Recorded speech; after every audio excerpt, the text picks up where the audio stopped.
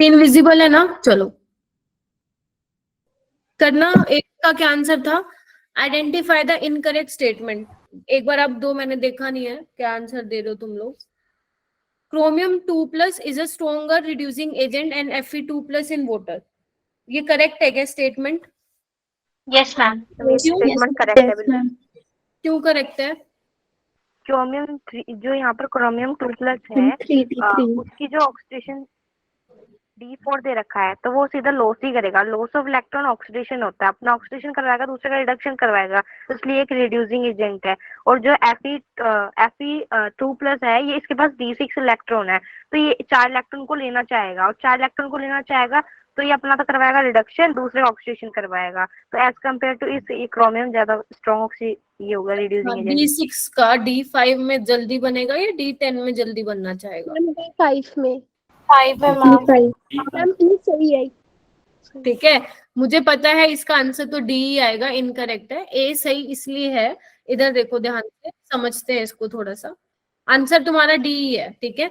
इधर देखो, क्रोमियम 2+ है D4, वो कह रहे हैं कि स्ट्रोंगर रिड्यूसिंग एजेंट है। मतलब रिड्यूसिंग एजेंट का क्या मतलब है, जो दूसरों को रिड्यूस करेगा और खुद को ऑक्सीडाइज करेगा, यानी कि ये अपने आप को क्रोमियम 3+ में पहुंचाकर D3 में चेंज हो जाएगा। अगर मैं बात करूं Fe2+ की, तो ये Fe3+ में अगर चेंज होता है तो ये D5 है ना, तो एक D3 बन रहा है D5। तो हमें ये देखना पड़ेगा कि कौन सा प्रोसेस फेवरेबल है। तो ध्यान रखना, जो D3 वाली कॉन्फ़िगरेशन होती है वो ज्यादा स्टेबल होती है D5 से।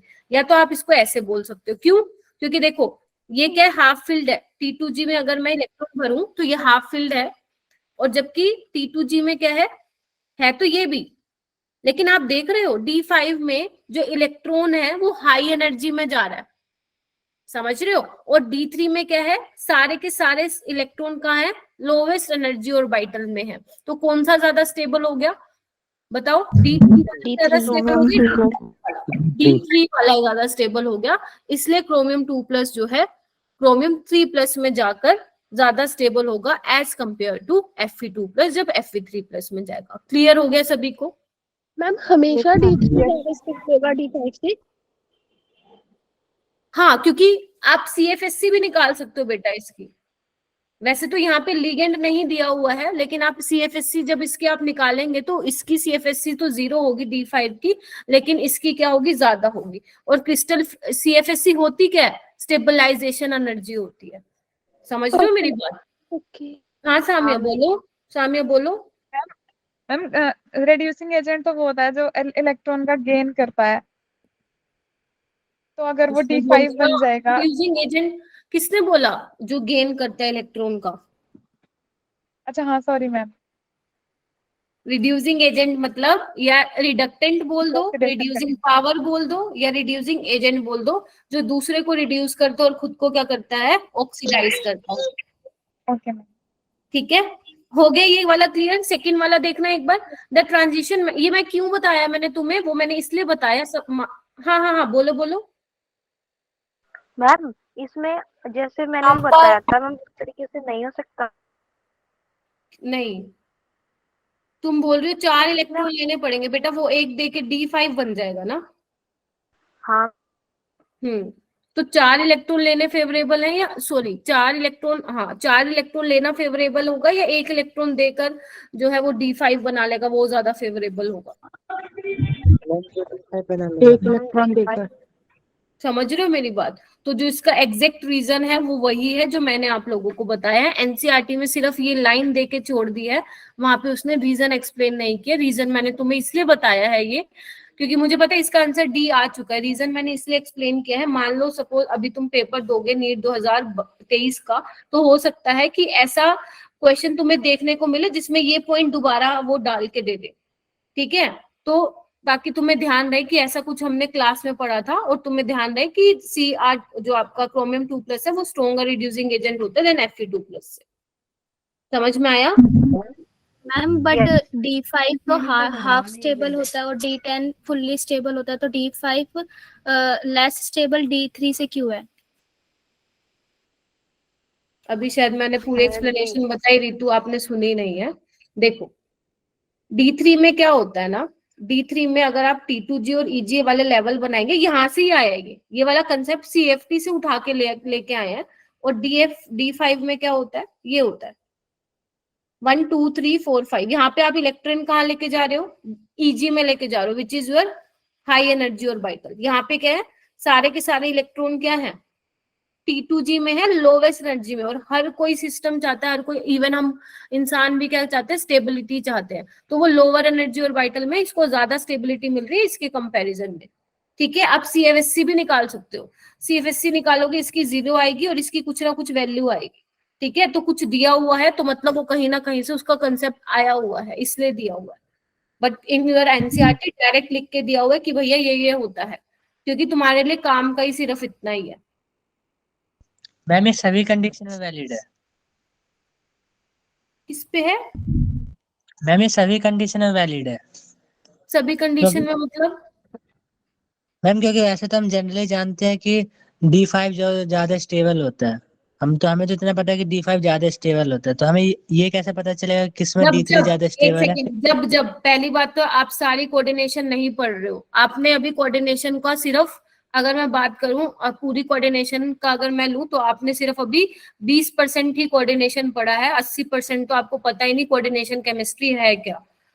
ठीक है, तो इसके पीछे ना इतनी बड़ी बड़ी बुक्स लिखी हुई हैं। ठीक है, उसका मैंने छोटा सा हिस्सा यहाँ पे आपको एक्सप्लेन किया है बस। ठीक है, जब बात आएगी क्रोमियम 2+ और Fe2+ में कंपेयर करने की, तब आप ये बोलोगे क्रोमियम 2+ स्ट्रोंगर रिड्यूसिंग एजेंट होता है Fe2+ से, बात हो गई वहीं खत्म। मैम अगर इसकी जगह कोई और कंपाउंड होगा, अगर कोई और मेटल होगा, तो हमें पता कैसे चलेगा कि हमें स्टेबिलिटी किसके बेसिस पर डिफाइन करनी है, या वो CFSC हम चेक करेंगे। वो वैसे तो अगर मैं ये जो मैंने आपको ये एक्सप्लेनेशन दी है, वैसे हम ये चेक करेंगे रिडक्शन पोटेंशियल की वैल्यूज पे। ठीक है, अभी और क्वेश्चन वैसे आएंगे भी, मैं आप लोगों को करवाऊंगी भी कि कैसे चेक करना है कि कौन ज्यादा स्टेबल होगा। अब हमें ये तो मैंने आपको बोल दिया कि क्रोमियम 2+ ज्यादा स्टेबल होता है Fe2+ से। मान लो कोई और ऐसा स्पीसीज आ गई, तो हम कैसे पहचानेंगे वो मैं आप लोगों को बताऊंगी, उसकी आप टेंशन मत लो। Okay ma'am.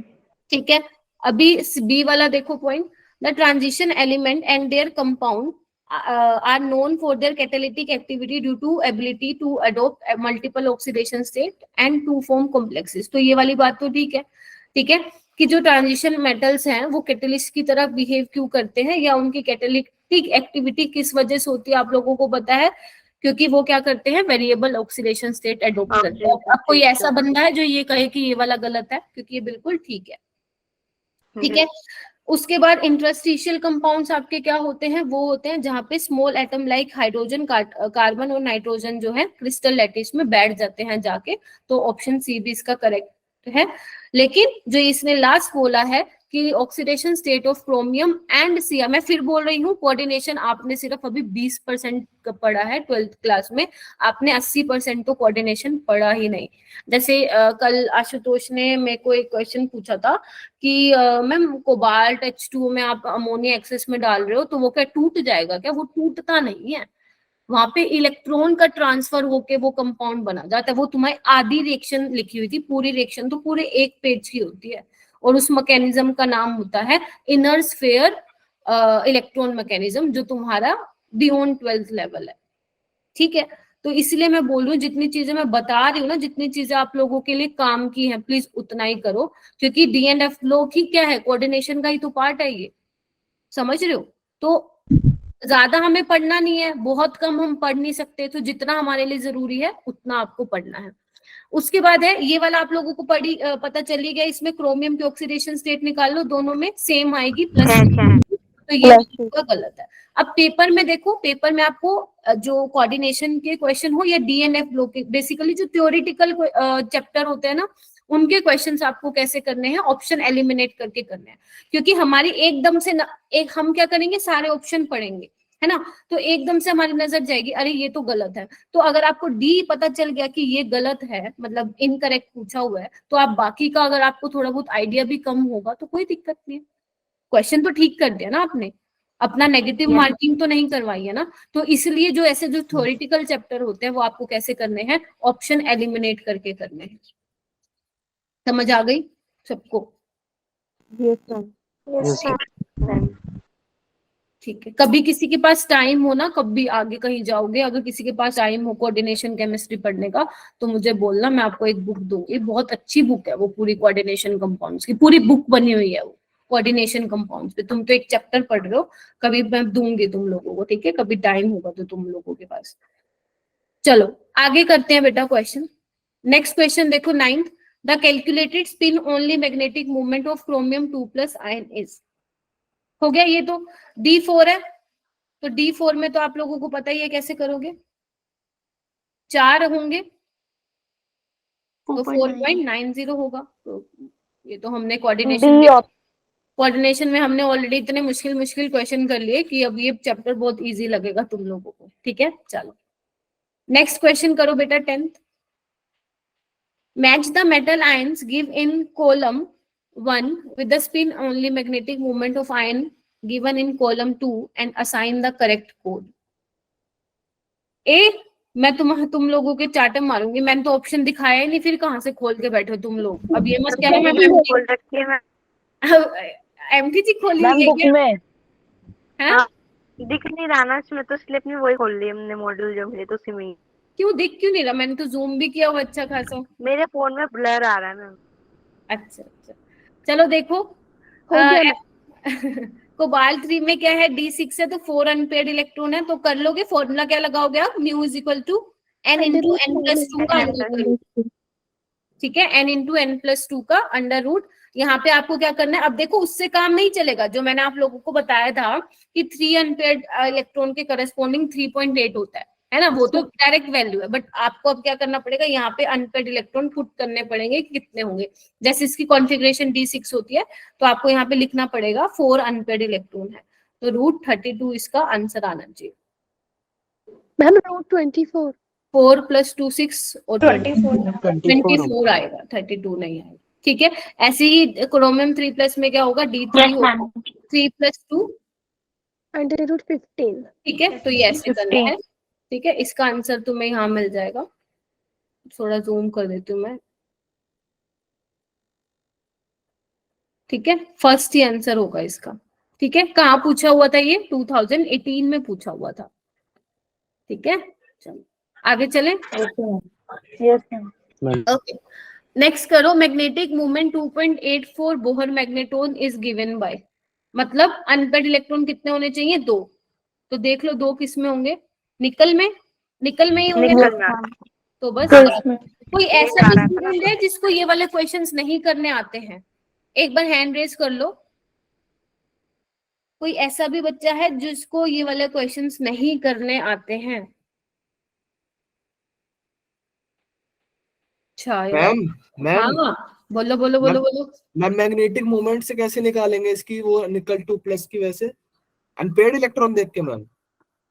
Mu is equal to n into n plus 2 होता है ना गौरव, तो n मैम क्या है नंबर, वो तो ठीक है मैम, जैसे क्या कहते हैं निकल 2+ में जैसे देखेंगे कि इन सबके इलेक्ट्रॉन देख लेंगे अनपेयर्ड इलेक्ट्रॉन, उसके हिसाब से जैसे 2.8 आता है तो 10 में 2 इलेक्ट्रॉन अनपेयर्ड है, तो उस हिसाब से कर सकते हैं इस क्वेश्चन को। हाँ तो फॉर्मूले से तो ऐसे निकल के आएगा ना, 2 इंटू 2 + 2। बिना फॉर्मूला देखे भी टाइप आ ऐसे जाएगा किया। फिर। हाँ तो मैंने तो आपको बेटा बिना फॉर्मूले से ही बताया हुआ है ना क्लास में, कि अगर 2 अनपेयर्ड इलेक्ट्रॉन है तो उसके करस्पॉन्डिंग 2.8 आता है। आया कहाँ से ये, इस Yes, फॉर्मूले से निकाल के आया है, तो ये फॉर्मूला भी याद होना चाहिए तुम लोगों को, क्या पता डायरेक्ट वो फॉर्मूला ही पूछ ले तुम लोगों से। Okay ma'am. नेक्स्ट क्वेश्चन आओ, विच of the following does not involve oxidation of iron. आपको ये बताना है कि इनमें से कौन से प्रोसेस में आयरन की ऑक्सीडेशन स्टेट चेंज नहीं हुई है। पहला चेक करते हैं, formation of FeCO5 from iron, मतलब ये बना है बेसिकली, तो ये तो बिल्कुल ठीक लग रहा है मेरे को। आयरन की 0 है, CO न्यूट्रल लिगेंड है, तो आयरन की इसमें भी 0 होगी ऑक्सीडेशन स्टेट, तो इसी में चेंज नहीं हो रही, बाकी में तो हो रही है। Liberation of H2 from steam by iron at high temperature, बिल्कुल होगी oxidation state change. Rusting of iron shed, इसमें भी चेंज होगा। Decolourisation of blue copper sulphate by iron, आपको पता ही होगा आयरन ज्यादा रिएक्टिव है तो वो +2। हाँ हाँ बोलो बोलो। मम्मी ये बी वाले में क्या बता रहा है, मैं वो बी वाला समझ में नहीं।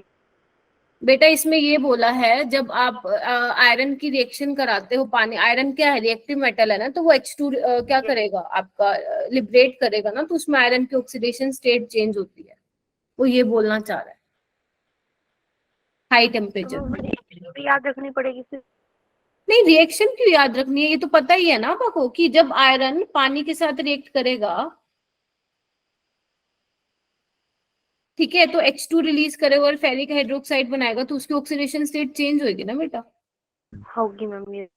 बस अगर तुम्हें ये एक भी पता है तो अगर तुम्हें BCD का थोड़ा भी आइडिया नहीं है तो छोड़ दो, ये तो पता है ना हमें, बिल्कुल ठीक है। तो ये क्या होता है, ये क्वेश्चन तुम्हें ऐसे ही सोल्व करना है पेपर में भी। अगर तुम्हें 4 में से 3 पता है, 1 नहीं पता है, तो कोई बात नहीं, क्वेश्चन तो गलत नहीं होगा ना। और अगर मान लो तुम्हें 4 में से 2 भी पता है तो ठीक है, 2 तो मुझे पता है कि ये वाले हो सकते हैं, फिर तुम्हें उस 2 में से डिसाइड करना पड़ेगा। तो ऐसे केसेस में भी नेगेटिव मार्किंग के जो चांसेस होते हैं वो कम हो जाते हैं। मैम ये जो क्वेश्चंस के आगे कैंसिल लिखा होता है इसका मतलब क्या होता है?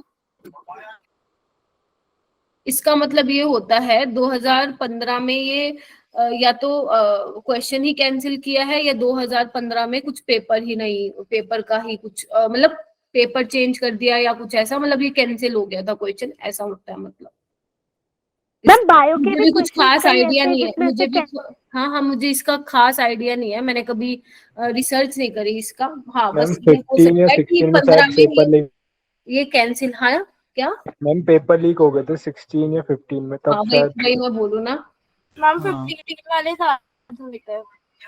ठीक है, इसका मैम एग्जाम हो गया था ना इसलिए 15 पेपर वाले से। पेपर क्या बोलते हैं, प्रकाश ने बताते पेपर लीक हो गया था 2015 में, इसलिए कैंसिल हो गया था ये। लीक कैसे कर लेते पता नहीं। क्वेश्चन करें या इन बातों पे हम ज्यादा टाइम वेस्ट करें? नहीं मैम क्वेश्चन मैम क्वेश्चन करते हैं। तुम्हारा नहीं होगा यहाँ पे लीक, तुम्हें तो देना पड़ेगा भाई। चलो, which of the following statement about the, इन चीजों पे तुम लोग बहुत ध्यान दे देते हो, वैसे मैंने तो आज तक ध्यान नहीं दिया, तुमने बोला कैंसिल तभी मेरा ध्यान गया इस पे, मैं तो क्वेश्चन को ही देख रही थी इतनी देर से। विच of the following statement about the interstitial compound is incorrect. ठीक है, वही है, इंटरस्टिशियल कंपाउंड्स की प्रॉपर्टीज हैं जो एनसीईआरटी में, आपको यू का यू उनको याद रखना है। ठीक है, कि प्योर मेटल से ज्यादा हार्ड होते हैं, अब हार्ड होते हैं तो भैया मेल्टिंग एंड बॉइलिंग पॉइंट भी ज्यादा होगा, अपनी जो उनकी कंडक्टिविटी है उसको रिटेन करके रखेंगे, चेंज नहीं होगी जब उसके अंदर अगर स्मॉल एटम ट्रैप हो जाएंगे। हाँ ये जरूर ध्यान रखना कि वो इनर्ट होते हैं, दे आर केमिकली इनर्ट होते हैं, रिएक्टिव नहीं होते। तो अगर इनर्ट होते हैं तो डी वाला ऑप्शन सही नहीं हो सकता है। ठीक है, तो इसका ऑप्शन क्या रहेगा, डी करेक्ट रहेगा। कल तुम्हारी मेरी कोई क्लास नहीं होगी केमिस्ट्री की। ठीक है, आगे आओ। Identify the alloy that contain a non metal as a constituent in it. बताना इसका आंसर, ये लर्न करने वाला है, अगर किसी ने पढ़ा हुआ एनसीईआरटी में तो वो तो कर देगा कि नॉन मेटल किस में होता है, स्टील में होता है, स्टील में होता है, इसमें होता है कॉपर और टिन होता है ना इसमें। और इसमें बेल मेटल में क्या होता है, एक तो कॉपर होता है, एक कॉपर प्लस बताओ और कौन सा होता है, हाँ जिंक जिंक। जिंक और स्टील में क्या होता है, कार्बन होता है और कार्बन और आयरन होता है। इनवार का सर्च मार लेना तुम लोग, लिखा हुआ तो अच्छी बात है, वरना सर्च मार के देख लेना इनवार में क्या होता है। ठीक है, तो ये वाला तो ध्यान रखो कि बेल मेटल इंपॉर्टेंट है, स्टील इंपॉर्टेंट है, बेल मेटल में जिंक इंपॉर्टेंट नहीं है। होता। हाँ जी बेटा, मैम बेल मेटल में जिंक नहीं होता, आयरन होता है। आयरन होता है। ये कौन बोला था, जिंक? मैं ये बोले थे, क्या नाम है, राधिका। ठीक है, आयरन होता है, ध्यान देख लेना इसको एक बार बुक से कि आयरन होता है या क्या होता है। ठीक है, तो ये एक तो ये आपको ध्यान रखना है, एक आपको मिक्स्ड मेटल भी ध्यान रखना है, मतलब आपके उसमें दिया हुआ है एनसीईआरटी में मिक्स्ड मेटल, थोड़ा सा इसको देख लेना। Yes ma'am. तो जो ये रट्टे मारने वाली चीज है, मैं आगे चल रही हूँ, 1 मिनट बाद में पूछना, पता चले 71 क्वेश्चन है बेटा, ऐसे नहीं होगा। हाँ बोलो राधिका। मैम इसमें हमें आपने जब लिखवाया था आपने हमें copper plus zinc plus tin लिखवाया था बेल वाले में। Yes ma'am. अगर मैंने लिखवाया तो फिर मैंने तो सही लिखवाया होगा। Copper plus zinc plus tin लिखवाया है। एक बार एनसीईआरटी में देख लो ना बेटा, कंफर्म कर लो ना। तुम ऐसे रट्टे मारने वाली चीजें भी मैम से पूछोगे, अब ऐसे कैसे काम चलेगा।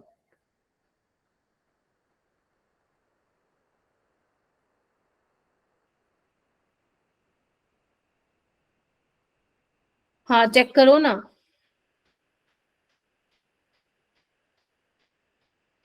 किया चेक? हाँ ma'am.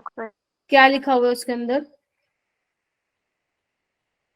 Bell metal zinc plus tin. Copper plus tin plus zinc. Yes yes ma'am. अब तुम देख लो भाई, मैंने पहले जिंक ही लिखा था। ये कॉपर फालतू तुम्हारे प्लस टिन प्लस जिंक। तुम ये वाले क्वेश्चन में भी मतलब समझ में नहीं आता मेरे को यार, ये रट्टे मारने वाले क्वेश्चन मुझसे मत पूछा करो तुम लोग। ये मेरे को भी याद नहीं है भाई, बेल मेटल में कौन सा होता है। मुझे सिर्फ ब्रोंज का याद था, कॉपर प्लस टिन होता है, 10th में पढ़ा था, वो अभी तक याद है। एक बार केबीसी में वो आया हुआ था एक कंटेस्टेंट, उससे पूछा था ब्रोंज में किसका कंपोजिशन होता है, तो मेरे को याद है ब्रोंज में अच्छे से। बाकी बेल मेटल स्टील तुम लोगों के लिए इंपॉर्टेंट है, क्योंकि तुम लोगों को पेपर देना, तो तुम लोगों को नीट तक तो याद रखना पड़ेगा, उसके बाद मेरी तरह भूल जाओ। ठीक है, आगे चलो। 15 क्वेश्चन करो। The catalytic activity of transition metal and their compound ascribed mainly to, ये तो हमने ऑलरेडी देख लिया। Their ability to adopt variable oxidation state. ठीक है, नेक्स्ट क्वेश्चन पे आओ बेटा। नेक्स्ट क्वेश्चन क्या पूछ रहा है? विच one of the following does not correctly represent the correct order of the property indicated against it. मतलब एबीसीडी में आपको बताना है भैया कौन सी प्रॉपर्टी सही नहीं लिखी हुई है। एक जो ये सीसी बोल रहे हो ना, मुझे इसका एक्सप्लेनेशन चाहिएगा अभी। जो ये सीसी बोल रहे हो, आई वांट एक्सप्लेनेशन। बोलो वाई सी। मैम क्योंकि सी इस वजह से जो टाइटेनियम, वेनेडियम, क्रोमियम और मैंगनीज है, उसकी जो टाइटेनियम की ऑक्सीडेशन स्टेट है वो +3 है, और मैम वेनेडियम की 4 है, और उससे अगले 5 और +6। तो हमने जो मैग्नेटिक मोमेंट निकालेंगे तो टाइटेनियम का मतलब n होगा 1, तो mu is equal to 1 bracket 1 + 1 2 होगा। तो मैम ऐसे करके। तस्लीमा, according to you B option is correct क्या? Ma'am no, C option is correct. आपसे इनकरेक्ट पूछा है पहली बात तो। क्वेश्चन को पढ़ो। आपसे पूछा है प्रॉपर्टी इंडिकेटेड अगेंस्ट इट, तो जितने बच्चों ने मेरे को यहाँ पे ये बोला है सी सी सी वाई सी, मैं यही जानना चाह रही हूँ वाई सी। तस्लीमा, आपने मुझे तो इसका आंसर बताया मैग्नेटिक मोमेंट का। Sanaya why C. Ma'am ma'am क्योंकि मैग्नीशियम जो होता है उसमें हमारे पास हाफ फिल्ड ऑर्बिटल्स होते हैं। हाफ फिल्ड ऑर्बिटल्स जो होते हैं वो ज्यादा मतलब उसमें जो मेटेलिक बॉन्डिंग होती है वो ज्यादा अच्छी नहीं बन पाती है, जिसके कारण उसका मेल्टिंग पॉइंट कम रह जाता है। वेरी गुड, वही पॉइंट है जो मैंने क्लास में बताया था तुम लोगों को। तुम्हारे एनसीईआरटी में ना भैया एक ग्राफ बना हुआ है, खोलना उसको जरा, ओपन करो, जहां पे मेल्टिंग पॉइंट का ग्राफ बना हुआ है। होना तो चाहिए मेल्टिंग पॉइंट का मैग्नीज का ज्यादा होना चाहिए, क्योंकि क्लास में हमने ये डिस्कस किया था कि मेल्टिंग पॉइंट डिपेंड करता है कि कितना मेटेलिक बॉन्ड स्ट्रॉन्ग है ना। और मेटेलिक बॉन्ड कितना स्ट्रॉन्ग है ये डिपेंड करता है तुम्हारा नंबर ऑफ अनपेयर्ड इलेक्ट्रॉन पे। तो हम बोलते हैं जितने ज्यादा अनपेयर्ड इलेक्ट्रॉन होंगे उतना स्ट्रॉन्ग मेटेलिक बॉन्ड बनेगा, उतना मेल्टिंग पॉइंट ज्यादा होगा, उतना एंथैल्पी ऑफ एटमाइजेशन ज्यादा होगा, है ना। तो आप बोल सकते हो कि मैग्नीज का ज्यादा होगा, लेकिन आपके बुक में एक ग्राफ बना के दिया हुआ है, वहां पे मैग्नीज में इस तरह से डिप आया हुआ है। एक मैग्नीज में आया हुआ है, ऊपर जाओगे तो एक्टिनियम में आया हुआ है, क्योंकि उसी का ही भाई है वो, है ना।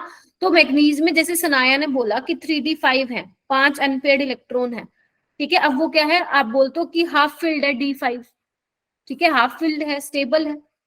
अब वो स्टेबल है तो मेटेलिक बॉन्ड बनाने में वो ज्यादा इच्छा नहीं रखेगा, और अगर नहीं रखेगा तो जितना क्रोमियम का मेल्टिंग पॉइंट होता है वो मैग्नीज का उतना ज्यादा नहीं होता है। तो जो सी वाली प्रॉपर्टी लिखी हुई है कि मैग्नीज का सबसे ज्यादा मेल्टिंग पॉइंट होता है, वो यहाँ पे गलत दिया हुआ है।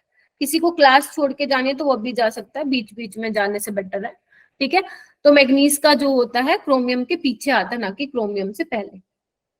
ठीक है, बाकी सारे ठीक है। मैग्नीज की सबसे ज्यादा ऑक्सीडेशन स्टेट होती है मैम, बिल्कुल होती है ना, +7 तक चली जाती है।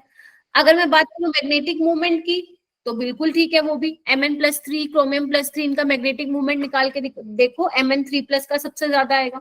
ये लास्ट वाला देखो बच्चे, क्रोमियम की बोल रखी है सेकंड आयनाइजेशन एंथैल्पी सबसे ज्यादा होगी। कैसे ज्यादा होगी कोई मुझे बताएगा? आशुतोष बताना, क्रोमियम की सेकंड आयनाइजेशन एंथैल्पी क्यों ज्यादा होगी?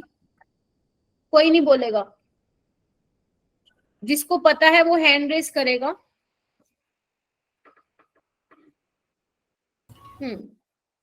मैम वो जो हाफ फील्ड हो जाएगा, कैसे?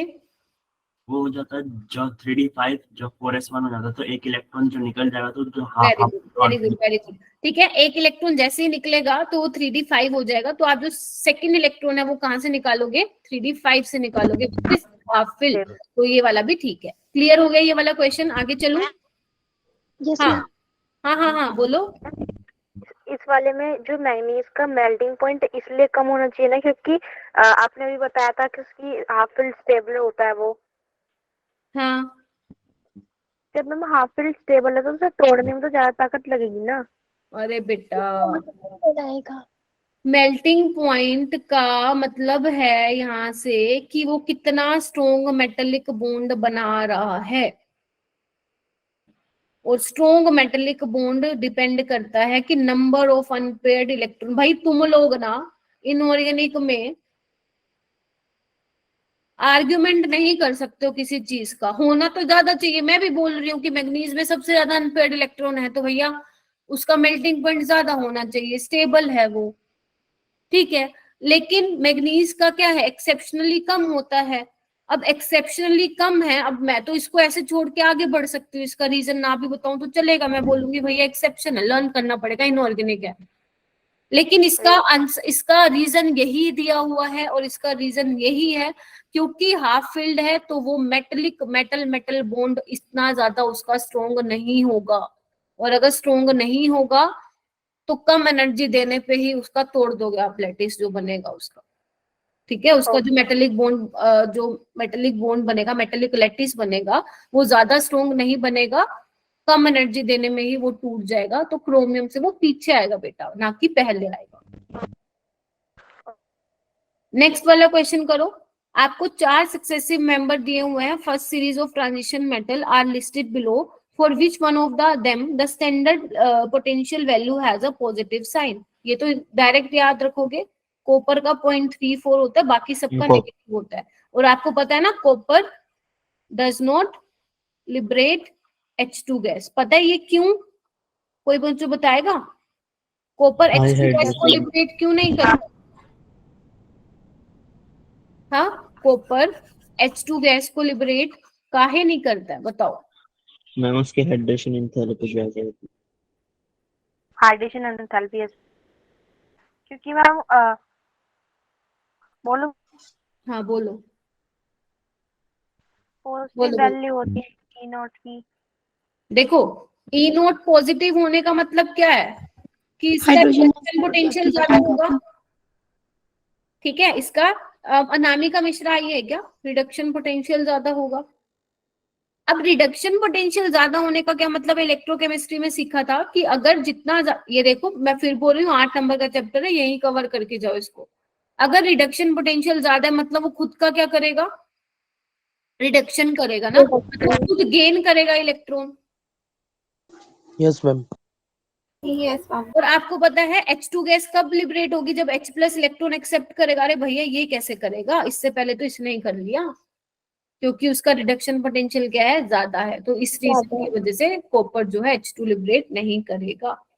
हाँ, आप ये बोल सकते हो, हाँ ये इसका रीजन है नाज़ा कि कॉपर 2+ जो है, जो आपका कॉपर प्लस है वो स्टेबल नहीं होता है, क्योंकि वो डिस्प्रपोर्शनेशन रिएक्शन में पार्टिसिपेट करता है।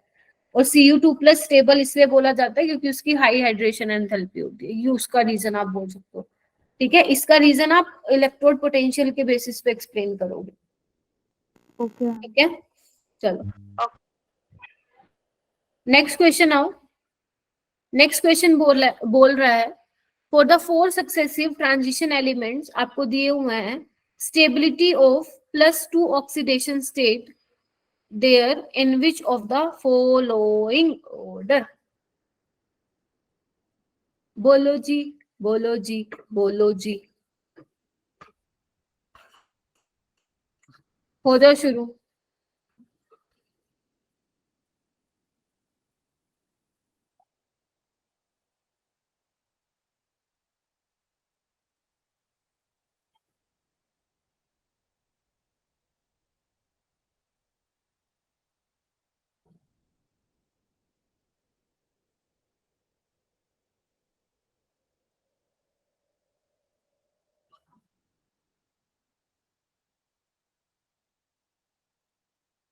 मैम इसका रीजन मैं क्या आंसर बोल रहे हो तुम लोग? ए बोल रहे हो, ठीक है। आंसर तो तुम लोगों ने बिल्कुल ठीक दिया है। Mn2+ की अगर मैं कॉन्फ़िगरेशन लिखूं तो वो D5 है, वो स्टेबल है। Fe2+ और Chromium2+ का मैंने अभी डिस्कस कर लिया। बताओ इसमें किसी को प्रॉब्लम है तो ये बताओ मुझे। Chromium2+ और Fe2+ में Fe2+ ज्यादा स्टेबल क्यों होता है Chromium2+ से? मैं ऑलरेडी पूरी आपके साथ डिटेल में एक्सप्लेनेशन डिस्कशन करके आई हूँ सबसे पहले वाले क्वेश्चन, ठीक है।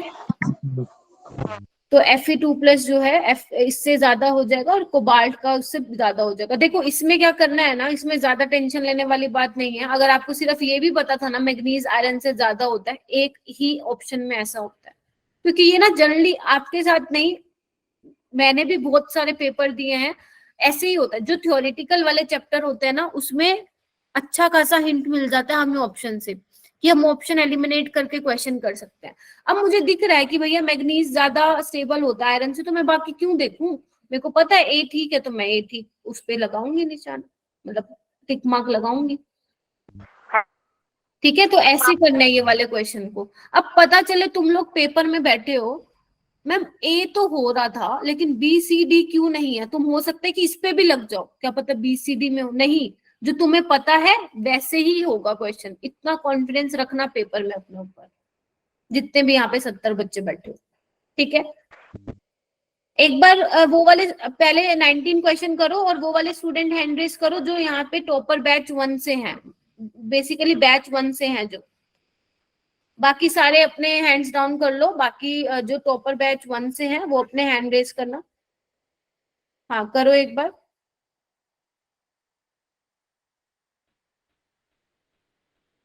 सिर्फ 31 स्टूडेंट्स हैं, बहुत बुरी बात है, बहुत बुरी बात। 40 बच्चे भी नहीं हो तुम लोग यहाँ पे जो बैच 1 से हैं, ठीक है। अराउंड 30 हैं, लोअर डाउन कर लो तुम। और जो अभी बैच 2 से हैं वो करना, जो बैच 2 से हैं। बाकी डाउन कर लो भाई, जो बैच 2 से हैं, बैच 2 से बच्चे। सिर्फ 14 स्टूडेंट, सीरियसली?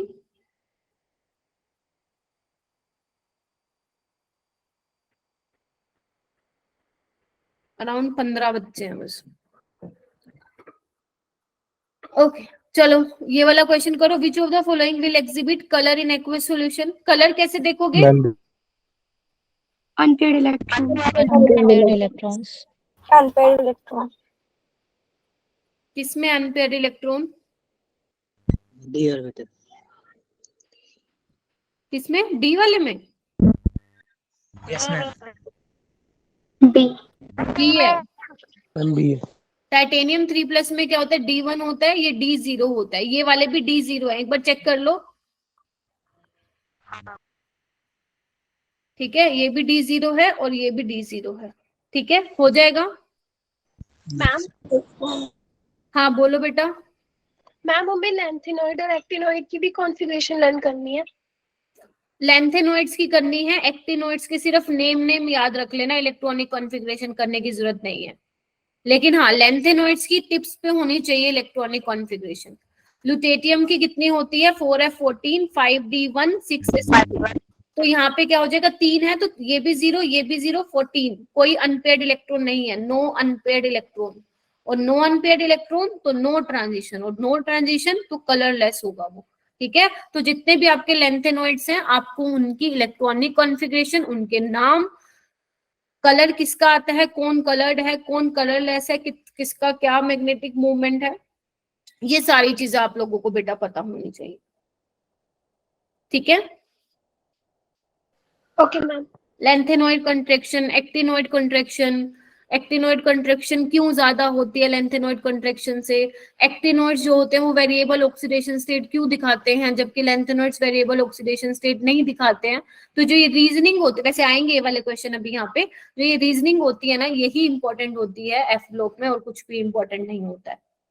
ठीक है, तो करते हैं आगे 20 क्वेश्चन पे आओ।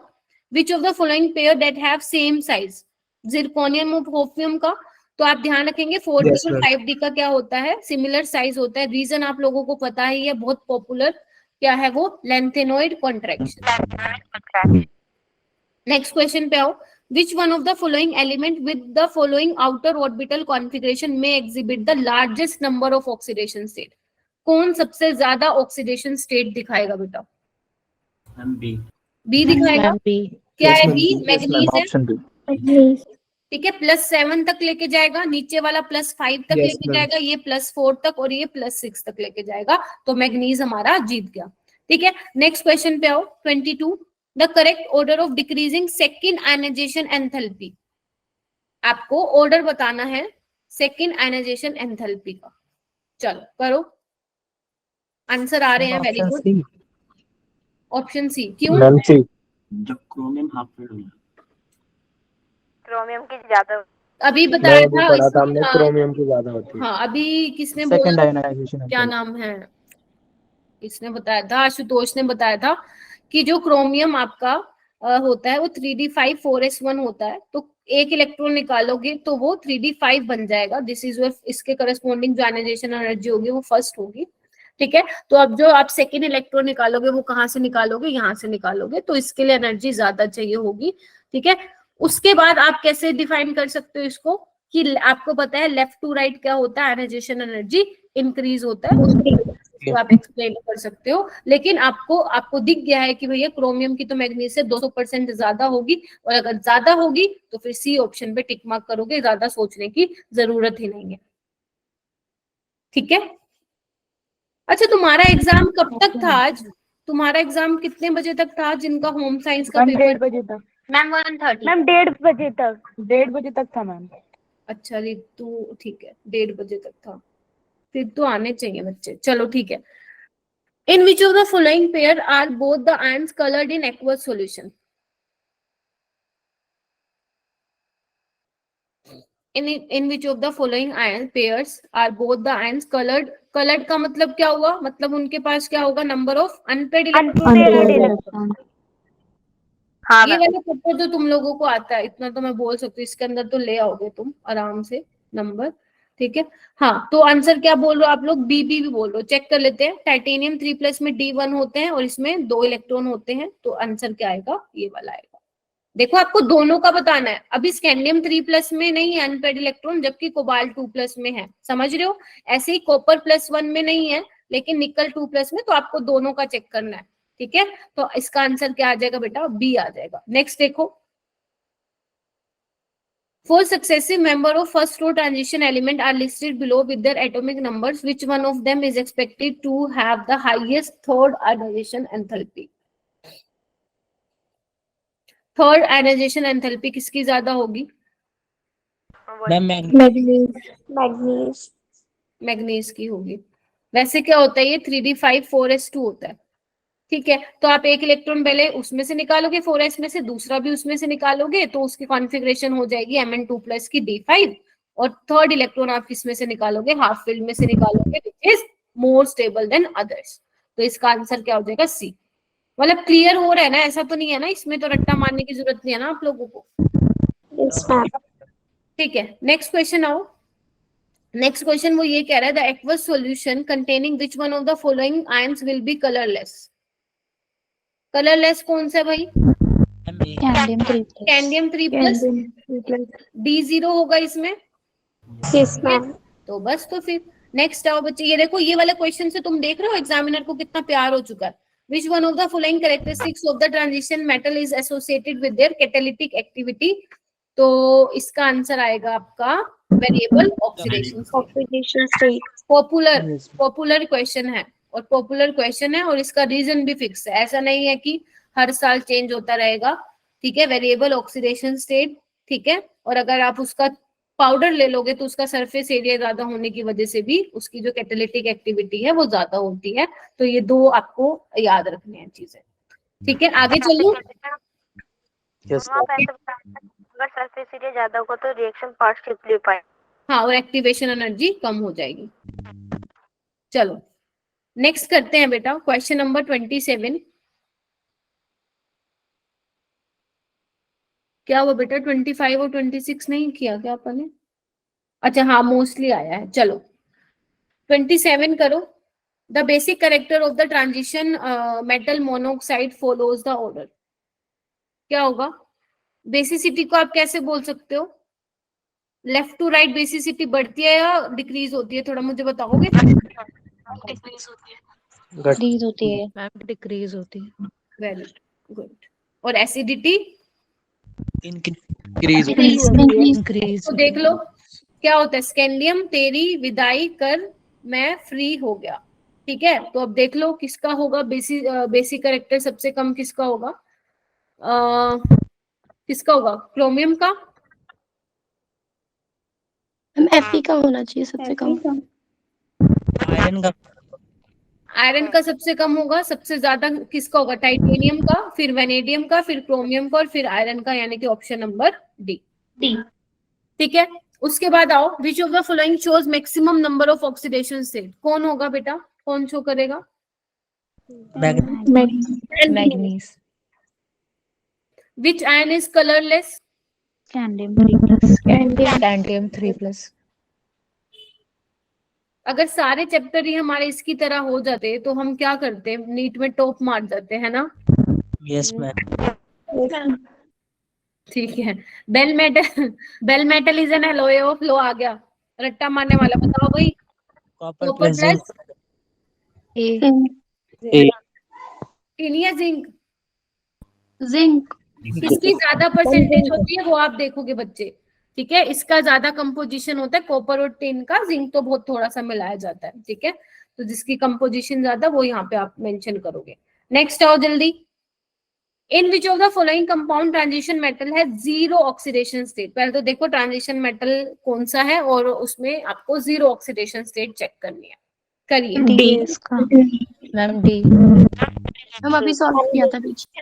पहली बात है nitrogen is not your transition metal, और ये भी नहीं है, ये वैसे ऐसे एग्जिस्ट करता है। और CrO5 में क्या होता है? बटरफ्लाई शेप होती है इसकी, है ना, बताया था ना मैंने क्लास में। यस मैम, ब्लू बटरफ्लाई है ना। और इसकी कितनी होती है? -1 -1 -1 और -2, तो +5 होती है इसकी।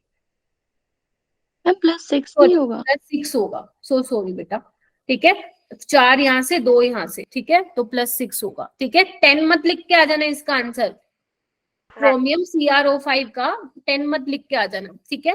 FeCO5 का क्या होगा वो आप लोगों को पता ही है। कार्बोनिल आपका न्यूट्रल लिगेंड है, तो आयरन की क्या हो जाएगी? ऑक्सीडेशन स्टेट 0 हो जाएगी, ठीक है।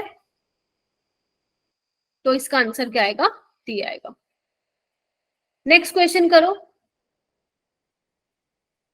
Next question 32 DS। Which one of the flowing species will impart colour, ठीक है। कॉपर +1 में क्या होता है? D10 होता है, कोई अनपेड इलेक्ट्रॉन नहीं है मैम। ये भी D10 होता है मैम, ये D0 होता है। बचा हमारे पास क्रोमियम 3+ D3 होता है, 3 अनपेड इलेक्ट्रॉन होता है। ट्रांजिशन होगी T2G से EG में और कलर शो करेगा। ए ट्रांजिशन एलिमेंट आपको दिया हुआ है, उसका कॉन्फ़िगरेशन इतना है, argon 3D4 in its +3 oxidation state, its atomic number is. +3 oxidation state में है उसका 25। मैग्नीशियम 20। पक्का? बिल्कुल ठीक है। ये 3D5 होता है और Mn+3 क्या हो जाएगा? D4 हो जाएगा। चलो तो इसका आंसर है 25, ठीक है। नेक्स्ट क्वेश्चन आओ 34। ये थोड़ा सा ना मैं यहाँ पे लिख देती हूँ साइड में, अगर आपको देखने में प्रॉब्लम हो रही है। ये आपके पास है बच्चे टाइटेनियम हेक्साफ्लोराइड है ये आपका, ये है कोबाल्ट का हेक्साफ्लोराइड है, और ये है Cu2Cl2, और ये है बच्चा निकल, ये वाला टेट्राक्लोराइड है। आपको बताना है कि इनमें से कलरलेस कौन सा है। चलो जल्दी सॉल्व करने बैठो, अब इसको करो एक बार जल्दी, और मुझे बताओ कि कलरलेस स्पीसीज कौन सी है।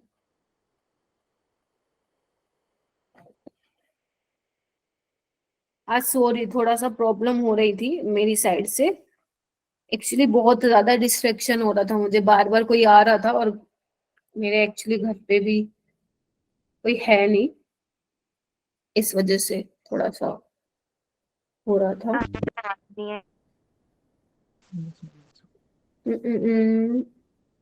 हाँ करो इसको।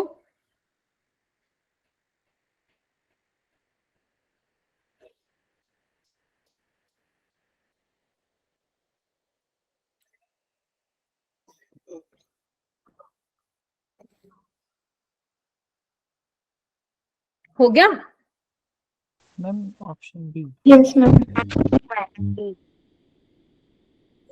ऑप्शन डी आ रहा है, वाई अंकुश? मैम हाँ, अरे यार मेरे को ये बी डी, मैं सच में बता रही हूँ बहुत कंफ्यूजन हुई है मैम, B पूरे for साल। ball। तो तुम, हाँ तो तुम ये बोल दिया करो बॉल और डॉग, सच में बता रही हूँ। तुम बोलते कुछ हो, मेरे को रिफ्लेक्ट कोई और होता है, ठीक है। हाँ अंकुश, बी फॉर बॉल क्यों है इसका आंसर? हाँ बताना, वाई बी फॉर मैम बॉल? COCl2 तो डाईमैग्नेटिक हो गया, इसके पास अनपेयर्ड इलेक्ट्रॉन नहीं है।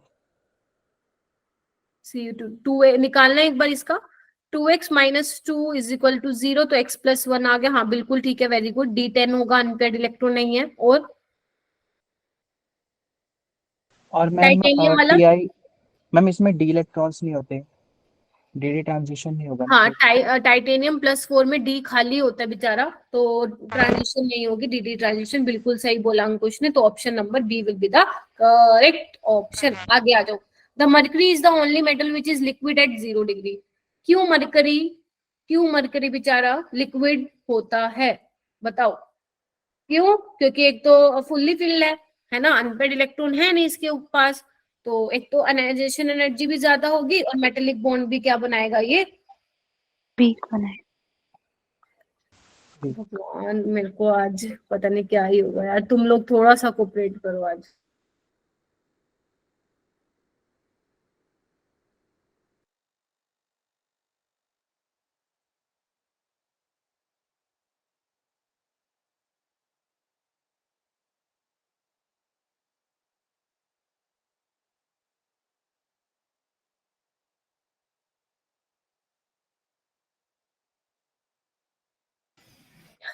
हाँ चलो ठीक है। कहाँ पे आ गए थे मैं? 35 का क्या है, बोथ बी एंड सी होगा। आयनाइजेशन एनर्जी ज्यादा है एंड मेटेलिक बॉन्ड भी क्या है, वीक है। ठीक है, तो इसका आंसर क्या होगा, डी रहेगा इसका। ठीक है, आगे चलूं? अच्छा ये वाला क्वेश्चन है, एक सेकेंड, 36 पे आ गए ना? हाँ एक मिनट रुकना। हाँ ठीक है। ये वाला क्वेश्चन देखो, ये वाला ना क्वेश्चन बहुत इंपॉर्टेंट है, अभी 2022 में भी ऐसा क्वेश्चन आया है, एक बार पढ़ना इसको। जो आपका मैग्नेट और पर मैग्नेट होता है, वो दोनों ही टेट्राहेड्रल होता है। अब देखो तुम्हारे बुक में ना मैग्नेट पर मैग्नेट इनका स्ट्रक्चर बना हुआ है, अच्छे से रट लो इसको कि कौन टेट्राहेड्रल होता है, किसका कलर होता है, किसकी वजह से कलर होता है। ऐसे ही तुम्हारा क्रोमेट और डाइक्रोमेट का स्ट्रक्चर बना हुआ है, अच्छे से देख लेना, उनको निहार लेना क्या क्या उनकी करेक्टरिस्टिक्स है। मैंने नोट्स में लिखवाई हुई है, वैसे नोट्स से पढ़ोगे तो थोड़ा सा एक्स्ट्रा तुम्हें उसमें पॉइंट लिखवाए हुए तो देखने को मिलेगा, तो उसमें से कर लेना। ठीक है, तो लेकिन करने जरूर है ये दोनों स्ट्रक्चर, क्योंकि मुझे पता नहीं क्यों लग रहा है एक क्वेश्चन तुम्हारा लेंथेनॉइड से आएगा इस बार, और एक क्वेश्चन तुम्हारा या तो इससे आएगा पर मैग्नेट के स्ट्रक्चर से, या क्रोमेट डाइक्रोमेट, और या तो एक क्वेश्चन वहां से टपकेगा जो तुम्हारा वो है केमिकल रिएक्शंस है पर मैग्नेट की और डाइक्रोमेट की। तो मुझे लग रहे हैं ये 3 क्वेश्चन इसमें से बन सकते हैं। हाँ ताइबा बेटा, जिनका रोजा है वो जा सकते हो। ठीक है, ओके। तो मैग्नेट क्या होता है बच्चे, MnO4 2 नेगेटिव, और पर मैग्नेट क्या होता है, MnO4 नेगेटिव, है ना जी, यही होता है। Yes ma'am. तो मुझे बताओ जो इनका स्ट्रक्चर होता है टेट्राहेड्रल, उसमें क्या होता है, पी और ऑक्सीजन की p ऑर्बिटल इन्वॉल्व हो रही है और मैग्नीज की d ऑर्बिटल यूज हो रही है आपके आपके बॉन्डिंग में। कैसे देख रहे हैं इधर, MnO4 नेगेटिव यही होगा। Yes ma'am. ठीक है, अगर मैं 2 नेगेटिव की बात करूं तो ये बना देना। ठीक है, तो ये कैसी बॉन्डिंग है, p पाई d पाई बॉन्डिंग है, p पाई d पाई बॉन्डिंग है। इनऑर्गेनिक को कोई नहीं छोड़ के जाएगा, मैं फिर बोल रही हूँ, इनऑर्गेनिक को कोई नहीं छोड़ के जाएगा। और मेरे से गारंटी लिखवा लो, पेपर में जो सबसे ज्यादा तुम क्वेश्चन अटेम्प्ट कर पाओगे वो इनऑर्गेनिक के और ऑर्गेनिक के ही क्वेश्चन अटेम्प्ट कर पाओगे। तो कोई भी इनऑर्गेनिक को छोड़ के मत चले जाना, प्लीज रिक्वेस्ट है। ऑर्गेनिक जेई की डिफिकल्ट आती है थोड़ी एज कंपेयर टू तुम्हारा नीट, लेकिन नीट में ऑर्गेनिक कंपैरेटिवली इजी आती है फिजिकल से भी। ठीक है, तो अगर ऑर्गेनिक जिसको अच्छी लगती है या जिसने काफी प्रैक्टिस की हुई है ऑर्गेनिक की, तो वो डरेगा नहीं। अगर उसने पढ़ा हुआ है तो वो डेफिनेटली क्वेश्चंस अटेम्प्ट करके आएगा, इतनी मैं गारंटी दे रही हूँ। ठीक है, चलो आगे आओ, फिर बोल रही हूँ आगे आओ। हाँ मैम एक बार फिर से बता दीजिए। क्या बताऊं बेटा? मैम लास्ट क्वेश्चन कौन सा था, ये पीपाई वाला? Yes ma'am. मैं ये बोल रही हूँ बेटा, जो ये पर मैग्नेट और ये मैग्नेट है ना, इसका क्या होता है, मैग्नेट का आपका ग्रीन कलर होता है, पहली बात तो ये ध्यान रखना है आपको। और पर मैग्नेट का क्या होता है, आपका वॉयलेट कलर होता है। कोई नहीं अनामिका, ठीक है, पहले तो ये चीज ध्यान रखनी है। उसके बाद तुम्हें इसका स्ट्रक्चर देखना है कि टेट्राहेड्रल, और वो आपसे ये पूछ रहे हैं जी स्ट्रक्चर बना है वो कैसे बना है। तो ऑक्सीजन की p ऑर्बिटल यूज हो रही है बॉन्डिंग में और मैग्नीज की d ऑर्बिटल यूज हो रही है। तो जो ये बॉन्ड बना है, इस बॉन्डिंग को क्या बोलते हैं, p पाई d पाई बॉन्डिंग कहते हैं प्रणव। Okay ma'am. ठीक है, और आपको ये भी रखना है ध्यान कि जो ग्रीन कलर आया है मैग्नेट का वो क्यों आया है। साहिबा आपको भी रोजा खोलने तो आप जा सकते हो, ठीक है। और जो पर मैग्नेट का वॉयलेट कलर है वो क्यों आया है, कोई मुझे एक्सप्लेन कर पाएगा? Why magnet is green in colour and why per magnet is in violet in colour? Ma'am electron transfer की वजह से। Very good. क्या क्या क्या बोला जूबिया ने? Electron transfer. एक बार लिख लेते हैं, MnO4 negative is your potassium per magnet, तो इसकी होती है +7। MnO4 2 नेगेटिव, इसकी ऑक्सीडेशन होती है +6। अब तुम्हें ये पता है बच्चे +6 में क्या होते हैं, एक ही इलेक्ट्रॉन, ध्यान से सुन लो मैं बोल रही हूँ, क्वेश्चन आएगा इस पे इस बार।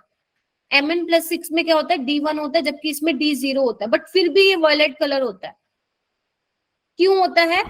चार्ज होता है, LMCT। Very good, LMCT, ligand to metal charge transfer, क्योंकि ऑक्सीजन के पास इलेक्ट्रॉन डेंसिटी है तो वो मेटल के वैकेंट डी ऑर्बिटल में इलेक्ट्रॉन डालेगा। इसको क्या बोलते हैं हम, ligand to metal charge transfer, जिसकी वजह से इसका कलर आता है। और इसका मैग्नेट का क्यों कलर आता है, डी ट्रांजिशन की वजह से आता है, due to unpaired electron present in D orbital. क्या ये चीज समझ में आई तुम लोगों को? और अगर मैं तुम्हें बात करूं इसकी, चलो इसके साथ एक और भी समझ लेते हैं, इतना क्लियर हो गया तो आपके पास ये है CrO4 नेगेटिव, Cr2O7 2 नेगेटिव, इसका कितना हो जाएगा, ये है ना। इसकी भी ऑक्सीडेशन स्टेट कितनी है, +6, और इसकी भी +6। तो अब दोनों में क्या है, D0 है, देखना एक बार, दोनों में ही क्या है, D0 है ना। तो दोनों का कलर किसकी वजह से आता है बच्चे, इसका कलर होता है येलो और इसका होता है orange yellow, dark orange yellow के क्रिस्टल्स होते हैं इसके। वैसे ऑरेंज याद रख लो, रेड ऑरेंज क्रिस्टल्स होते हैं इसके।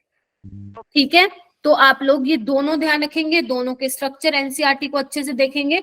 और जो CrO इनके बीच का जो एंगल होता है Cr2O7 में, वो भी ध्यान रखेंगे कि 126 डिग्री होता है। ये रट्टा मानने का है, लेकिन हो सकता है पेपर में पूछ ले, क्यों, क्योंकि एनसीईआरटी में।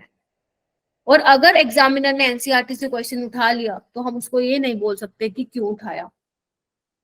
ठीक है, तो मैं जो जो बोल रही हूँ प्लीज उसको सीरियसली ले लो, पेपर में वही देखने को मिलेगा, टेंशन मत लो, बस थोड़ा सा ट्रस्ट दिखाओ और अपना पढ़ाई पे ध्यान दो, फालतू की चीजों में ध्यान।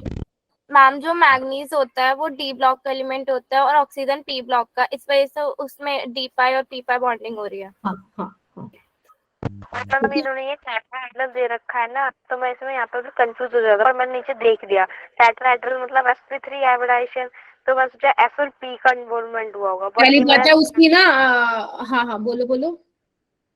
नहीं मैंने गलत दिमाग लगाया ना, S और P नहीं है यहाँ पे, D और पाई है कि मैग्नीज D। हाँ वैसे इसकी हाइब्रिडाइजेशन ना मैं तुम्हें बता नहीं रही हूँ, लेकिन ध्यान रखना SD मतलब ध्यान भी नहीं रखना, लेकिन इसकी SD3 होती है। एक्सेप्शन है ना तुम्हारे सिलेबस में है, लेकिन मैं तुम्हें बता रही हूँ इसकी SD3 होती है MnO4 नेगेटिव की। ठीक है मैम, हमें ध्यान रखनी है, बिल्कुल भी नहीं रखनी, बस देखते ही छोड़ दो। आगे चलो, ये देखो बेटा, when neutral or faintly alkaline KMnO4 is treated with potassium iodide, iodide ion is converted into X। अब देखो प्रॉपर्टीज से क्वेश्चन आ गए, शुरू हो चुके हैं और आएंगे, और यहीं से आएंगे। 70% पेपर PYQ से रिपीट होता है, तो मेक श्योर जो चैप्टर आप करके जा रहे हो उसके PYQs आपने वैसे तो पहले लगा लेने चाहिए थे, अब आपने कम से कम तीसरी चौथी बार लगाने हैं। अगर किसी ने एक बार भी नहीं लगाए तो प्लीज, जब भी अगर तुम फर्स्ट टाइम लगा रहे हो तो ये फर्स्ट ही तुम्हारा लास्ट होने वाला है, क्योंकि इतना टाइम हम लोगों के पास नहीं है अब, है ना। तो जो फर्स्ट टाइम लगा रहे हैं PYQs, जो कि बहुत ही गंदी बात है, तो प्लीज अच्छे से लगाइएगा, ठीक है, समझ के लगाइएगा, ताकि जब तक नीट का पेपर नहीं हो जाता तो इन चीजों को भूलो ना आप लोग, ठीक है। तो देखो एक बार, which one of the following ion exhibit DD transition and paramagnetism. अच्छा सॉरी, ऊपर वाला नहीं हुआ, ये याद है क्या, मैंने एक ट्रिक लिखवाई थी बच्चे, 135 बना। यस ठीक है, मतलब जो आपका KMnO4 है वो किसमें चेंज होगा जब आपका बेसिक मीडियम होगा, कौन बताएगा? MnO2 में 2+ O2 में O2 में होगा, और अगर न्यूट्रल में होगा तो बात तो एक ही है। Mn3+ में है मैम Mn2+ में, और एसिडिक में Mn2+। तो इसमें भी Mn2+, उसमें भी Mn2+। मैम आपने बेसिक वाला रॉन्ग लिखा है। हाँ तो मैं वही तो बोल रही हूँ ना, मुझे बताओ ना सही, मुझे पता है इसमें तो इलेक्ट्रॉन का एक्सचेंज 3 हो जाएगा, और कितना होगा इसमें बेसिक मीडियम में? MnO4 MnO4 2-, ठीक है। और इसमें क्या होगा, ये भी तुमने गलत लिखवाया मेरे को। MnO2 ठीक है, पता चल गया, निकाल लोगे इसको कैसे? ऑक्सीडेशन स्टेट इसका कितना आएगा, +7, और इसका कितना आएगा, +6। 1 इलेक्ट्रॉन का एक्सचेंज हुआ है, ठीक है। इसमें कितना है, +7 +4 3 का हुआ है, और इसमें +7 से +2 कितने का हुआ है, 5 का हुआ है, 5। ठीक है। हाँ चलो बहुत बढ़िया। तो इसका अच्छा चलो ठीक है, अब न्यूट्रल मीडियम क्या है, ये वाला है बेसिकली। तो मुझे ये बताओ कि इसमें KMnO4 क्या करता है, पोटेशियम आयोडाइड जो है, आयोडाइड आयन को किस में चेंज करता है, वो I2 में करता है या आयोडेट में करता है? आयोडेट में। ठीक है, आयोडेट में करते हैं। मैंने कहा था ये ध्यान रखना है, न्यूट्रल वाला मीडियम, याद है मैंने कहा था एसिडिक में तो उसमें I2 में कर देगा, लेकिन न्यूट्रल में आप ध्यान रखेंगे किस में करता है, वो आयोडेट में करता है, कंफ्यूज नहीं होना है, क्लियर है।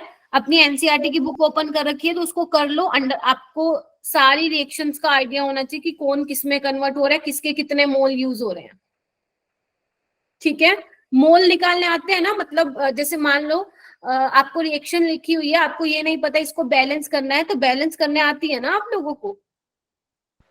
आप लोगों को मैंने मोल कंसेप्ट में भी थोड़ा सिखाया था कि पहले तो एन फैक्टर निकाल लो दोनों के, ठीक है, पहले दोनों के क्या करो, एन फैक्टर निकालो, और दोनों को क्या करो, अपोजिट उससे मल्टीप्लाई कर दो। मान लो एक का एन फैक्टर Mn वाले का 5 आ रहा है, दूसरे का ऑक्सलेट का 2 आ रहा है, तो 2 वाले को कर दो Mn से मल्टीप्लाई, और 5 वाले को कर दो ऑक्सलेट से मल्टीप्लाई, और दोनों को सॉरी, और अगर मान लो एक का एन फैक्टर 5 आ रहा है, दूसरे का 2 आ रहा है, तो दोनों को मल्टीप्लाई करके क्या पता लग जाएगा कि टोटल कितने नंबर ऑफ इलेक्ट्रॉन का तुम्हारा एक्सचेंज हुआ है। तो ऐसे करके आप रिएक्शन को बैलेंस भी कर सकते हो, ठीक है। Yes ma'am. हाँ मैम, CO2 उसके बाद हाँ, उसके बाद है 38 question, which one of the following क्या लिखा हुआ है, ion exhibit DT transition and paramagnetism as well. D है। डी होगा पक्का या सी होगा? Ma'am D. डी होगा, अभी बताया मैंने, अभी जस्ट एक्सप्लेन किया है। इसमें क्या है, D1 है और DD ट्रांजिशन है, बाकी सब में LMCT है, बाकी सब में यस मैम। LMCT है। आगे चलिए, ये मैंने रिएक्शन तुम्हें P ब्लॉक में लिखवाई थी, इसको डायरेक्ट याद रखोगे कि name the gas that can readily decolourise acidified KMnO4 solution. कौन सी गैस होती है? CO2। अरे नहीं बच्चे, SO2। ठीक है, SO2 क्या करती है, डीकलराइज करती है KMnO4 के कलर को। ठीक है, ये वाला देखो बच्चे, विच वन ऑफ द फॉलोइंग, हाँ एक और चीज, क्लास नोट्स में मैं फिर बोल रही हूँ, मेरे क्लास नोट्स ही रिवाइज करना, NCERT में आधी अधूरी बातें ही पढ़ पाओगे, क्योंकि आपके पास कुछ और भी केमिकल रिएक्शन है जो आप पेपर में तो आती है बट वो NCERT में मेंशन नहीं है, तो वो नोट्स में आपको वो भी मिलेंगी। तो मेक श्योर वो सारी रिएक्शन आप लोगों ने पढ़ रखी हो एक बार। ये वाला बताओ। अच्छा, आप लोगों को मैं 10 मिनट में छोड़ दूंगी, ठीक है। विच वन ऑफ द, पता ही नहीं चला 2 घंटे कैसे चले गए। Which one of the following statement is correct when SO2 is passed through acidified potassium dichromate? और जो आशिता ने वो क्वेश्चन पूछा था ना, मैं वो नीड डाउट सॉल्विंग ग्रुप में वॉइस नोट भेज दूंगी विद उसका सोल्व करके। हाँ, तो मुझे बताओ, जब SO2 गैस पास करोगे तो क्या बनेगा?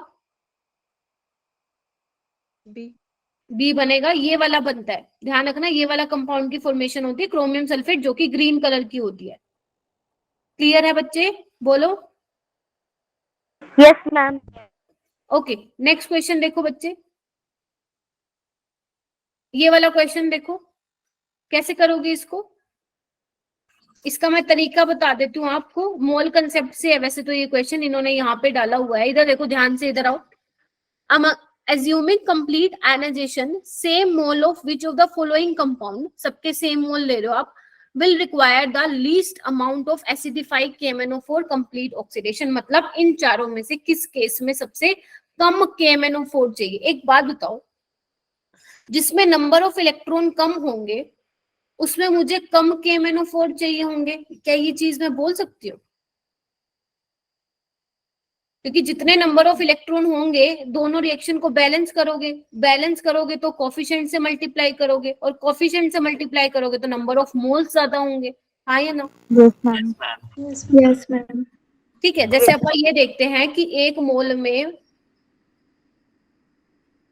आप क्या बोलते हो, 6.022 इंटू 10 की पावर 23 इलेक्ट्रॉन्स।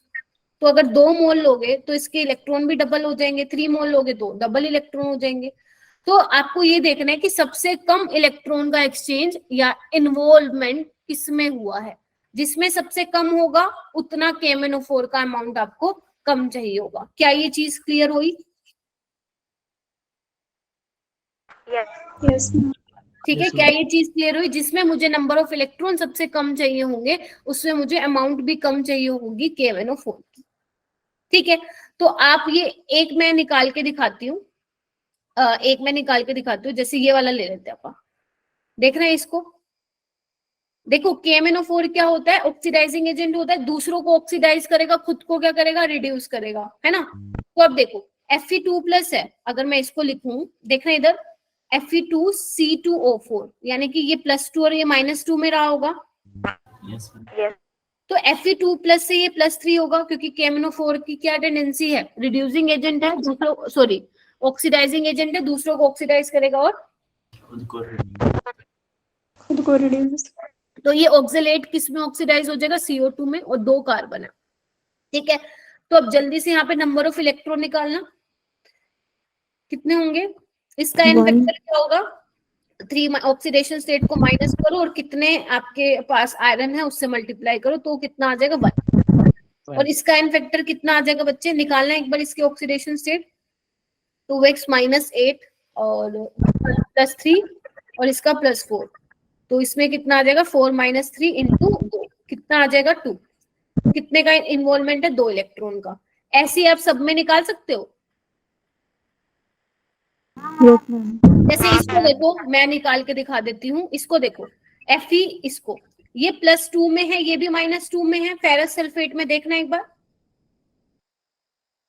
है ना। तो Fe2+ को Fe3+ में जा रहा है, ये मोल कंसेप्ट से है बेटा क्वेश्चन। और सल्फेट तो भैया किसमें ही ऑक्सीडेशन होगा, इसका नहीं होगा, क्योंकि सल्फर की मैक्सिमम ऑक्सीडेशन स्टेट कितनी होती है +6, तो वो ऑलरेडी +6 में है भैया, तो वो होगा ही। तो इसमें कितने का इलेक्ट्रॉन का चेंज आएगा, n फैक्टर 1 होगा।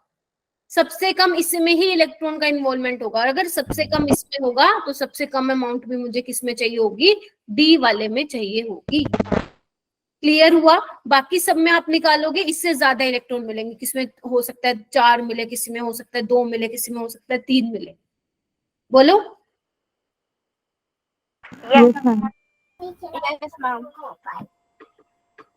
हाँ क्या नाम है, सनाया। मैम एक बार FeC2O4 का एक बार फिर से बता दीजिए। देखो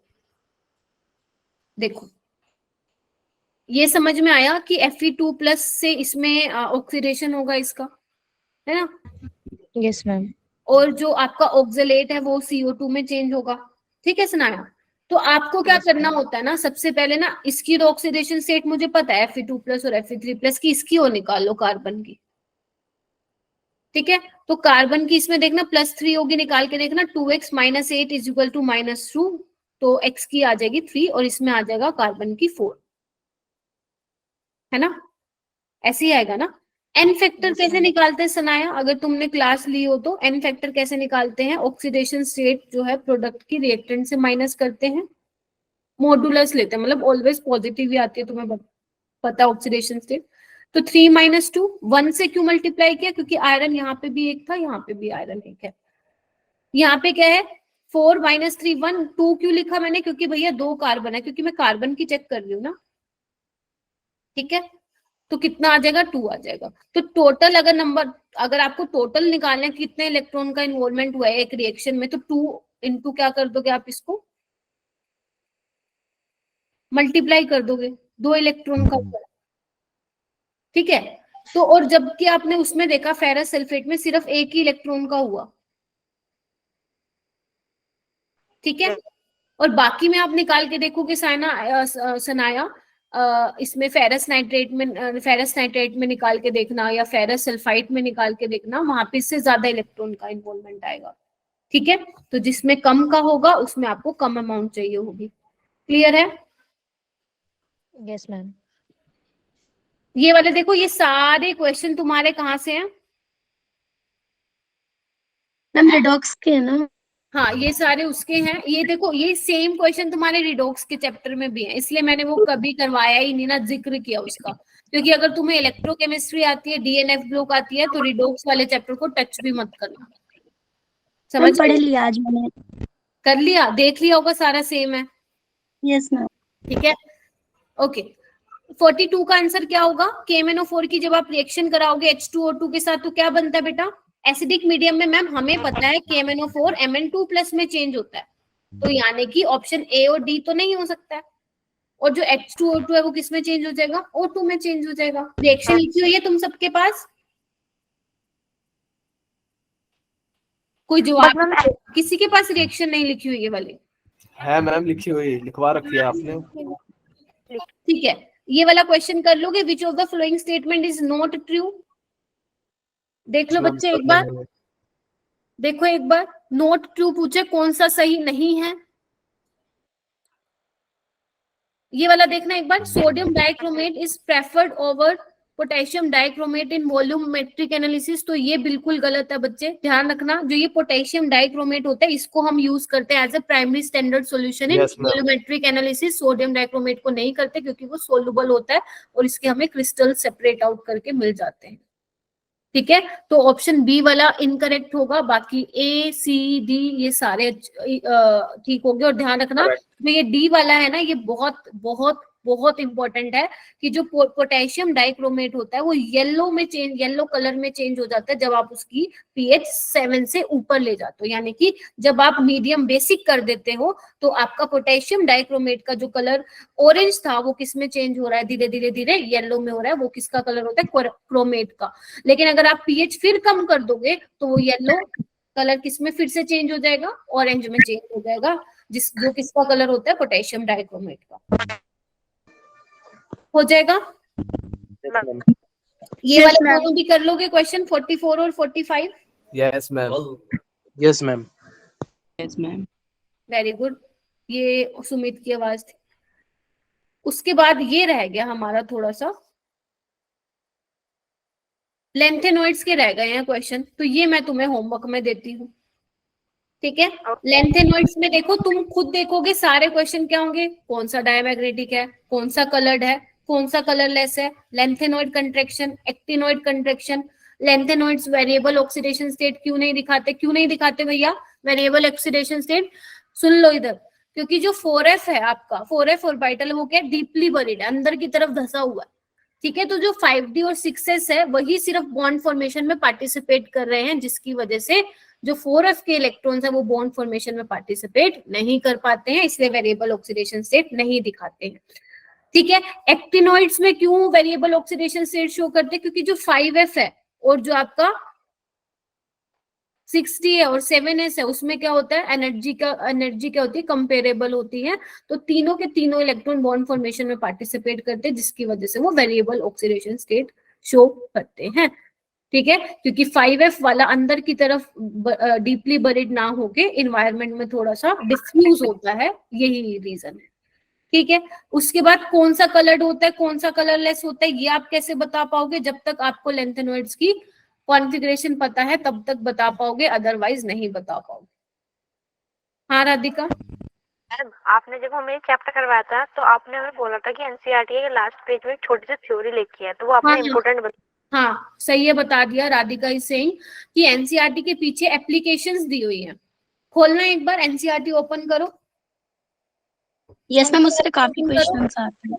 करो, मैंने तभी मेरे को याद था, मैंने रखी भी हुई है अपने साथ बुक, एक बार ओपन करो सारे बच्चे, मैं आप लोगों को बता रही हूँ। ये लिखा हुआ है बच्चे, some application of DNF block elements. Open कर ली सभी ने? यहाँ पे जो फर्स्ट पैराग्राफ है उसको देखो एक बार, इसकी 5th लाइन देखो, इस पे अंडरलाइन कर लेना। जो टाइटेनियम ऑक्साइड है, वैसे नोट्स में मिलेगा, टाइटेनियम ऑक्साइड जो है पिगमेंट इंडस्ट्री में यूज होता है, ठीक है, डाई करने में यूज होता है, इसका डाई करवाइए कभी चुन्नी, वहां पे यूज होता है, ठीक है। जो आपका मैग्नीज है, मैग्नीज ऑक्साइड है, वो बैटरी सेल में यूज होता है, ड्राई बैटरी सेल में, ये ध्यान रखोगे, ठीक है। उसके ऊपर वाले पेज पे आओ, यहाँ पे लिखा हुआ है कि जो V2O5 है वो कैटेलिस्ट की तरह यूज होता है कॉन्टेक्ट प्रोसेस में for convert SO2 to SO3 में। सुन रहे हो सभी ध्यान से, ठीक है। उसके बाद जिगलर नाटा कैटेलिस्ट का आप वो ध्यान रखेंगे कि जिगलर नाटा कैटेलिस्ट में आप क्या क्या लेते हो, टाइटेनियम टेट्राक्लोराइड लेते हो और ट्राई मिथाइल एल्यूमिनियम लेते हो, बहुत इंपॉर्टेंट है। क्या काम करता है ये, क्या काम करता है? मैन्युफैक्चरिंग करता है polyethylene to is use to manufacture polyethyl, मतलब पॉलीथीन की मैन्युफैक्चरिंग में इसका काम आता है, ठीक है। उसके बाद आपको पता है आयरन यूज होता है as a catalyst in Haber process, बताने की जरूरत नहीं है, ठीक है। निकल का कहाँ यूज होता है? निकल का यूज 2 जगह पे होता है, एक तो आपका किस में यूज होता है, हाइड्रोजनेशन में यूज होता है, और एक पॉलीमराइजेशन में यूज होता है, ठीक है, पॉलीमराइजेशन ऑफ एल्काइंस। AgBr का कहाँ यूज होता है? फोटोग्राफिक फिल्म्स में होता है, ये ध्यान रखोगे, ठीक है। उसके बाद एक वेकर प्रोसेस, वेकर प्रोसेस, यहाँ पे एक तो लिखा हुआ है जो कैटलिस्ट का बच्चे यहाँ पे है PdCl2, और इसके साथ ब्रैकेट में लिख लो कि जो यहाँ पे इसका जो साथी होता है को कैटलिस्ट लिख लो CuCl2 होता है, लिखो सारे। इसका जो को कैटलिस्ट होता है वो CuCl2 होता है, ये आपको ध्यान रखना है। और ये इथाइन को इथेनॉल में चेंज करता है, और ये क्या करता है? इथाइन को इथेनॉल में चेंज करता है, इसका ऑक्सीडेशन करता है। कौन? जो हमने ये PdCl2 लिया है, और इसका जो को कैटलिस्ट है वो कौन है? CuCl2 है, ये ध्यान रखोगे। यस प्रणव? नो मैम, गलती से हो गया। ठीक है, सेकंड पॉइंट बता दो एक बार। कौन सा बच्चे? सेकंड वाला जो पॉइंट बताया था। कौन सा वाला बोला था? भूल गई मैं, इथाइन टू इथेनॉल वाला। मैम मैंने वो सुना ही नहीं था इसलिए पूछ रही थी। निकल हाँ ड्राई सेल। अच्छा MnO2 वाला बोल रहे हो क्या? MnO2 ड्राई बैटरी सेल में यूज होता है। मैम हाँ ये वाला। टाइटेनियम ऑक्साइड पिगमेंट में, MnO2 ड्राई बैटरी सेल में, जिगलर नाटा पॉलीमराइजेशन में, ठीक है। Manufacture of polythene, polymerisation of alkynes में वो यूज होता है तुम्हारा निकल, और हाइड्रोजनेशन में भी यूज होता है, ठीक है। और किस में यूज होता है, और क्या होता है, क्या बोलते हैं, और कौन सा है तुम्हारा, और है तुम्हारा कॉन्टेक्ट प्रोसेस। ध्यान रखना कॉन्टेक्ट प्रोसेस में क्या होता है, हैबल प्रोसेस में कौन सा कैटलिस्ट होता है, ये वाली बातें तुम्हें ध्यान रखनी है। Yes ma'am.